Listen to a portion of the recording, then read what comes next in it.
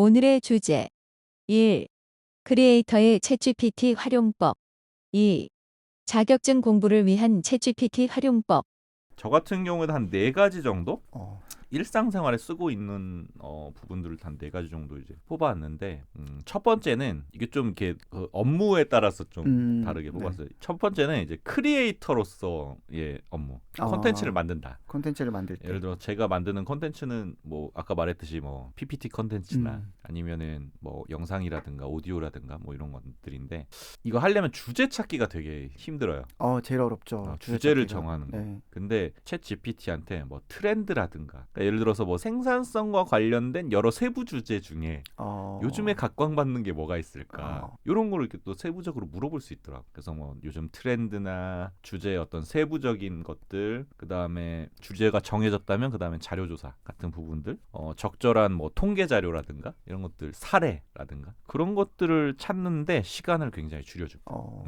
여기서 제가 궁금한 게 하나 생겼는데요. 네. 이게 케이스 사례를 찾을 때 저는 이 챗GPT가 사례를 찾아주는 기능이 조금 아쉽다라는 생각을 많이 했거든요. 물론 이거 무료 버전 기준으로, 유료 버전 아니 무료 버전 기준으로 해서 그러니까 어떻게 풀어야 될지 모르겠어요. 근데 제가 칠 사례를 보면 제가 최근에 어떤 콘텐츠를 만들다가 레고사의 사례를 좀 조사를 했어요. 그래서 레고사가 원래 가족 기업이었다가 중간에 외부인을 CEO로 받아들였거든요. 근데 그 CEO가 굉장히 잘해서 레고가 좀 침체기에 있을 때 레고의 매출을 좀 다시 상승시키고 부활하는 그런 모멘텀을 만들어냈습니다. 이 CEO가. 그러면 이 CEO가 어떤 행동을 했을지 궁금하잖아요. 그걸 어떤 행동을 했는지 사례를 좀 찾아달라고 챗GPT한테 한번 질문을 했죠. 요구를 했죠. 근데 그거는 정확한 답이 안 나오더라고요. 그래서 생각이 든 게 나는 앞으로 이런 사례를 찾는 게 사실은 제일 어려운 일이고 사실은 굉장히 많은 리소스가 들어가는 작업이잖아요. 그래서 이거를 어떻게 하면 챗GPT랑 좀 프롬프트의 문제인지 아니면 어떠한 방법론의 문제인지 어떻게 이걸 풀어야 될까라는 고민이 조금 들었었습니다.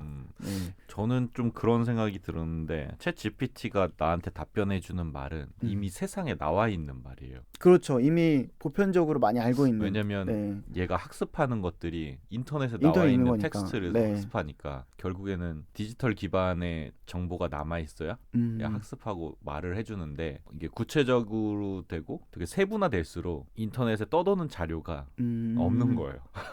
그래서 아까 말했듯이 경험적인 것들은 누군가가 블로그에 이렇게 써놓지 않는 이상 내 안에 있는 거잖아요. 그런 점에서는 좀 두루뭉술하고 일반적인 얘기는 되게 잘한다. 왜냐면 그런 거 많으니까 그런 거. 그렇죠. 텍스트 자료가. 근데 구체적이고 막 그런 사례들은 조금 빈약하잖아. 그리고 오래된 사례들은 많아. 오래된 사례들을 찾으려면 좀 많이 찾는데 그렇죠. 근래 최근의 사례들을 찾으려 그러면 최근의 사례는 없고 그거는 또 없고 약간 그런 문제들이 있는 것 같더라고요. 너무 날로 먹으려고 하면 안 돼요.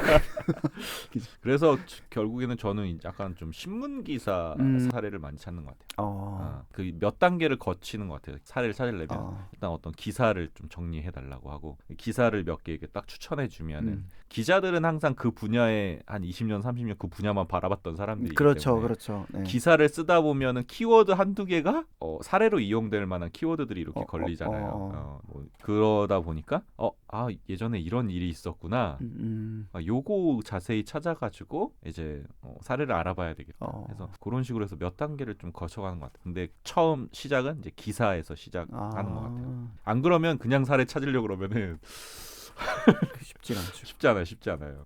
그래서 어떻게 저척해서 외국에서 소개된 그런 사례를 찾아서 이걸 또 번역을 해서 사용하고 이렇게 하긴 했는데 그렇죠. 이 작업이 되게 장벽이 많잖아요. 그죠. 리서치에서 또 외국어 또 번역을 하면 또 번역은 또 완벽하게 아직은 안 되는 부분이 있으니까. 그 한국말로 나와 있더라도 문장을 다 바꿔줘야 돼요. 그렇죠. 그래서 간혹 그 글 쓴 거 보면은 이거 번역문이구나 금방 알잖아요. 바로 책 같은 건 책도 이렇게 보면 번역문 특유의 그런 게 있잖아요. 그래서 결국에는 트렌드 찾고 주제 찾고 그다음에 자료 정리하는 데 시간을 줄이는 대신에 그 남는 시간만큼 컨텐츠의 질을 좀 많이 올리는데 시간을 많이 들일 수 있을 것 같아요. 그래서 크리에이터로서는 이런 자료조사나 트렌드 분석 이런 데 시간을 줄이면서도 콘텐츠 자체의 어떤 질을 올린다거나 내용을 좀 퀄리티를 올린다거나 이런 부분에 좀 더 집중을 할 수 있게 돼서 좀 그런 점에 도움이 많이 되고 있다. 왜냐하면 진 빠진다고 하죠.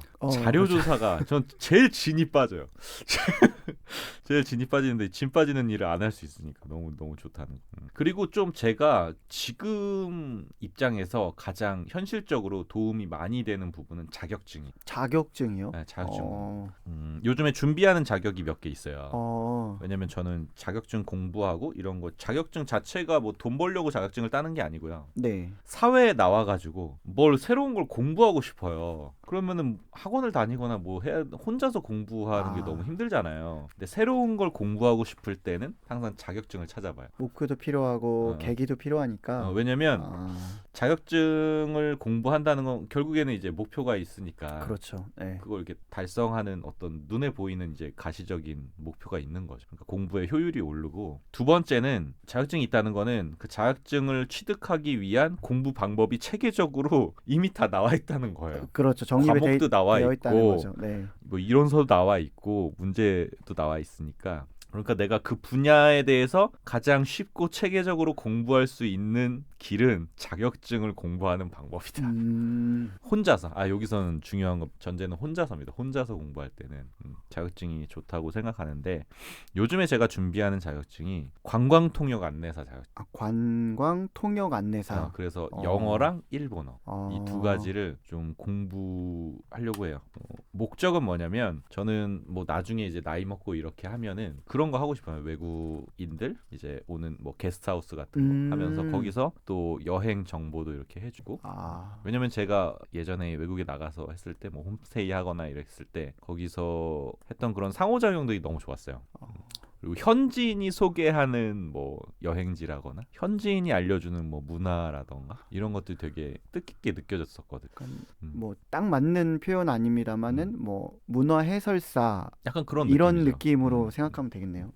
그런데 그러기 위해서는 또 이제 영어가 필요하고 언어가 돼야 되니까. 문제는 그럼 네 언어가 어느 정도 실력이야를 물어봤을 때 이게 증명할 만한 게 없잖아요. 물론 뭐 토익 점수, 토플 점수 얘기할 수는 있지만 그렇죠. 결국에는 누군가와 자유롭게 이야기하고 대화하고 토론하고 이런 건 아니니까. 그러다 보니까 이게 회화와 관련해서 그리고 여행과 관련해서 뭔가 좀 공부를 하고 싶다라는 생각이 들었거든요. 그러다 보니까 관광통역 안내사가 눈에 들어온 거죠. 자격증 같은 경우에는 결국에는 이제 실기가 있어요. 필기는 이게 문제 푸는 건데 실기는 영어를 선택하면 영어로 면접을 봐야 되고 그다음에 일본어를 선택하면 일본어로 면접을 봐야 돼요. 자격증 시험은 분명 이제 족보가 존재하고 그렇죠. 모범 답안이 있단 말이에요. 답안이 있죠. 예를 들어서 문제은행 같은 식이라서 뭐 100문제 안에서 이제 반복되는 거죠. 반복되는 형태인데. 그러면 챗GPT한테 이미 기출 문제는 다 나와 있으니까 얘는 모범 답안을 주고 네가 이 중에서 이제 문제 내봐라.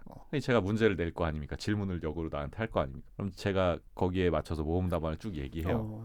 그럼 얘가 틀렸는지 맞았는지 혹은 의미나 맥락상으로는 맞는데 이런 표현이 좋겠다라든가 이런 피드백을 또 해줄 수 있어요. 그런 가능성이 좀 있더라고요. 그래서 이 외국어 회화가 포함된 시험을 준비한다면 오픽이나 토플도 마찬가지죠. 또 라이팅, IELTS나 뭐 토플도 라이팅 있으니까 라이팅 관련돼서도 모범 답안 주고 문제 내줘.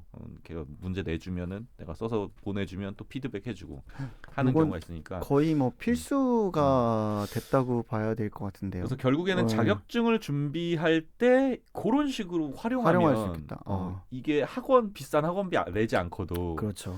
물론 학원이 잘 맞는 사람도 있겠죠. 그렇죠. 근데 저처럼 이제 학원보다는 혼자서 끙끙대면서 공부하는 사람 입장에서는 이게 충분히 가능하다. 왜냐하면 혼자 공부하는 사람들에게 가장 필요한 건 피드백이거든요. 그렇죠. 그리고 학원에 가는 학원의 핵심적인 기능 중에 하나가 그 피드백을 받아보기 위해서 사실은 학원에 가는 거거든요. 내가 맞는지 틀린지. 그렇죠. 내가 잘하고 있는지 안 잘하고 있는지. 그걸 확인해보고 싶은 거죠. 그리고 특히나 이제 외국어 같은 경우에는 표현 하나하나가 그렇죠. 맞는 표현인지 틀린 표현 내가 옆에서 알 길이 없잖아요. 그러니까요. 옆에서 원어민이 지적해주지 않는 이상 그런 면에서는 좀 요 자격증에서 좀 가능성을 좀 많이 보고 있어요. 요 자격증을 준비하고 계시는 거구나. 네, 준비하고 있어요. 그래서 결국에는 아까 말했던 많은 것들 중에 자격증도 일종의 기술이잖아요. 그죠, 그죠. 근데 이 기술을 쌓아가는 이 과정의 습관들 어플 켜가지고 켜놓고 바로 하면 되니까 그런 점에서는 괜찮겠다라는 생각을 하고 있습니다. 특히 외국어 그리고 어떻게 보면은 한국어 면접도 얘가 해주지 않을까라는 생각이 좀 들어요. 그럼요. 모험 네. 답안 좀 넣어놓고 예상 질문 넣어놓으면 얘가 거기서 뽑아가지고 예상 질문 뽑아주지 않을까라는 생각이 들었습니다. 그래서 자격증과 면접 관련해서 좀 도움을 받고 있습니다. 들어주셔서 감사합니다. 이어지는 내용은 다음 편을 기대해 주세요.